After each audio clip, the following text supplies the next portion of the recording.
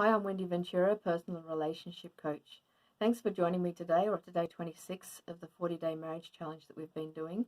If you've missed some of the past challenges, you can go to my Facebook page, Blossoming Midlife, and follow along there.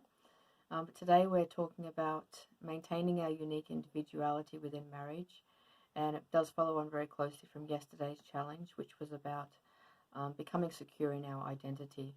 And as we talked about yesterday, when we become secure in who we are and as believers in who God says we are, um, part of that is accepting and embracing our unique gifts and talents and strengths and even our unique limitations.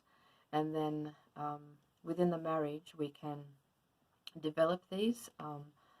I think it's very common, especially for women, after we get married and get caught up in the business, especially if we have a family. Oftentimes, we can get to midlife and we can kind of lose touch of who we are. And so, I often take clients through this process of rediscovering their vision and their purpose. And part of that is to rediscover and to remember your uniqueness. So some of those things might be, what were things that interested you growing up? What were your hobbies? What do you like to talk about, and what do you like to think about? What really lights you up and excites you? And just reconnecting with those things, and then finding out how you can develop them and strengthen them and use them for the purpose that God created you here for. And it's a really fulfilling and exciting process to go through. So within marriage, we can often find ourselves getting caught up in living to please our spouse, and as we talked about yesterday, it's not really a healthy or a balanced place to be. It's becoming dependent on one another, and we sort of start to become enmeshed or sort of like a clone of the other person. But when we enter into marriage, we enter into this covenant as two unique individuals, and often it's our differences that actually first attract us to our spouse, as well as we talked about a few days ago. We will have some common core values, but it's often these differences within marriage that makes it more exciting and fun, and we can really complement each other and bring a balance into the marriage.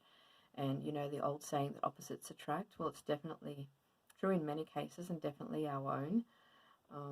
It also gives the kids a really good balance as well when they can see these differences in mum and dad and see how they can use those differences together to complement each other.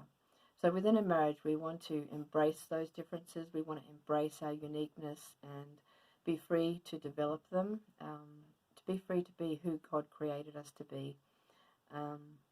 And if you're in a marriage where you're feeling pressure from your spouse to conform, you to feel like you're not free to have your own thoughts or ideas or feelings, then it may not be a healthy relationship, and you may need some guidance or some professional support through that. But we should be free to be able to pursue and grow in our gifts and talents and strengths, and to be all that God created us to be, so that we can fulfill the purpose that He has for us, both within the marriage and outside of that as well. So basically, just to recap, the challenge is think of a goal that you can pursue that's going to connect you or help you to develop those strengths and gifts and talents, as well as maybe considering a friendship that you want to strengthen, maybe an old friendship that you'd like to reconnect with, or possibly a new one that you want to start to develop. And also, the second part of the challenge is to see if you can come up with a goal with your partner and something that you want to pursue together, where that you can unite your different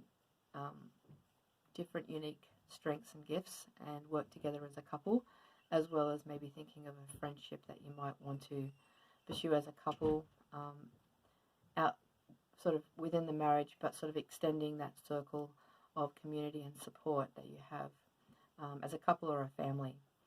So I'd love to hear how you go, and there is a link that I've left either above or below the video.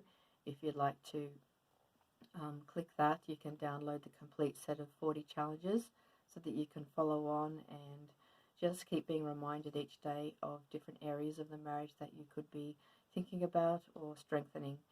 I'd love to hear how you go, and I'll see you back here tomorrow. Thanks, and bye for now.